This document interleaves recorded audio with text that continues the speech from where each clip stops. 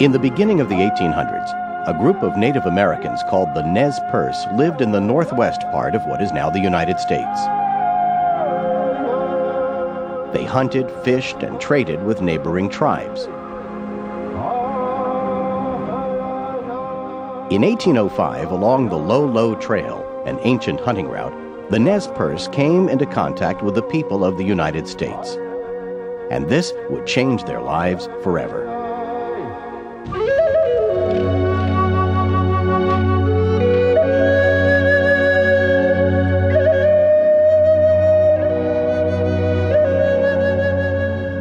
American explorers Lewis and Clark had been sent by President Thomas Jefferson to explore the Northwest in 1804. At this time, much of the West was not owned by the United States. Lewis and Clark had made it almost all the way across the continent, but they were lost and starving. The Nez Perce took them in, fed them, and cared for their horses, saving their lives. The explorers were grateful, and when they returned to Washington, they described the beautiful lands and gentle natives of the Northwest. It wasn't long before settlers from the United States began to move into this land. By the middle of the 1800s, settlers had flooded into the land of the Nez Perce, which was about 13 million acres. In 1846, the U.S. government took ownership of the land from the British, and it became part of the United States. Conflicts arose between the American settlers and Nez Perce. Many settlers ignored the Indian ancestral rights to the land.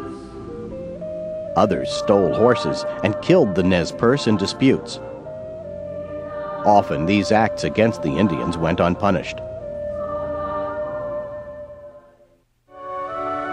Then gold was discovered on the Nez Perce land, and the land became very valuable to the people of the United States. In 1863, the government of the United States offered the Nez Perce a treaty that would take away over 90% of the land that settlers hadn't already taken. I think the simplest way to view the Treaty of 1863 is that it was a big government scam. Inflicted on the Indians to open up the gold fields to continued white exploitation. About half the tribe refused to sign this new treaty, but the U.S. government ordered all the Nez Perce to move to a very small piece of land called a reservation. Several bands refused. Leading this resistance was Old Chief Joseph in the Wallowa Valley in Oregon. There were other Nez Perce chiefs besides Joseph, like Whitebird, Eagle from the Light, and Looking Glass. Old Chief Joseph argued that their bands didn't sign the treaty, so they still owned the land they had always lived on. But in 1871, Old Joseph died, charging his son, also named Joseph, with the task of carrying on the resistance. I pressed my father's hand and told him I would protect his grave with my life. I buried him in that beautiful valley of winding waters. I love that land more than all the rest of the world. For the next 5 years, U.S. authorities tried to get Joseph, his followers, and his allies to come to the reservation.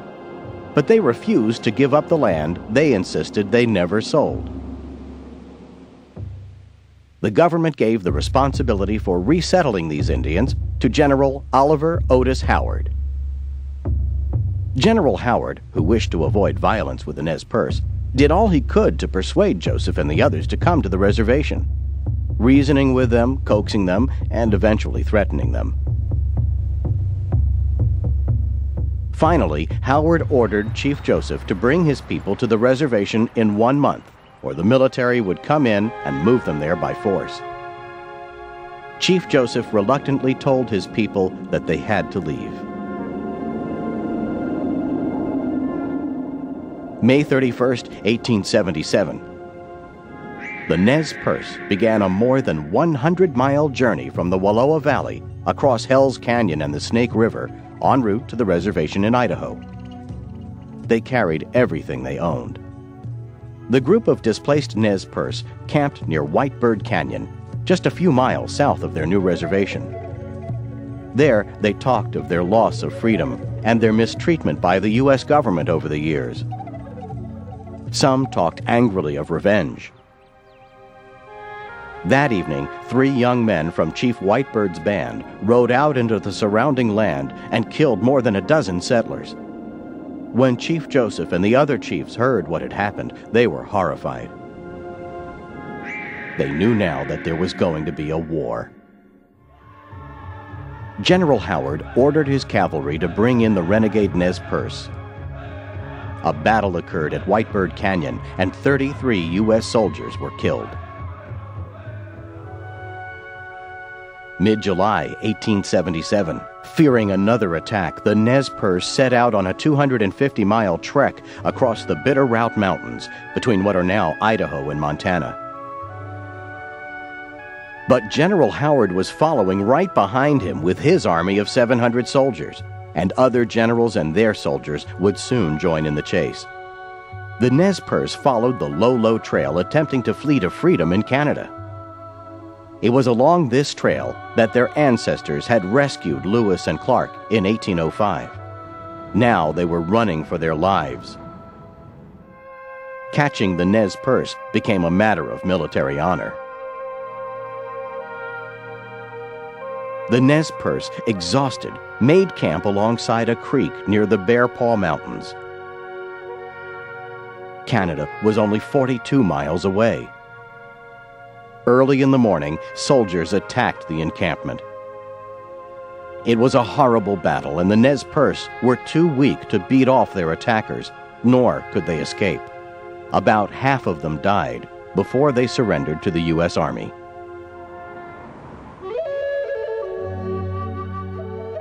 Joseph and the remaining Nez Perce were sent to a reservation in Oklahoma.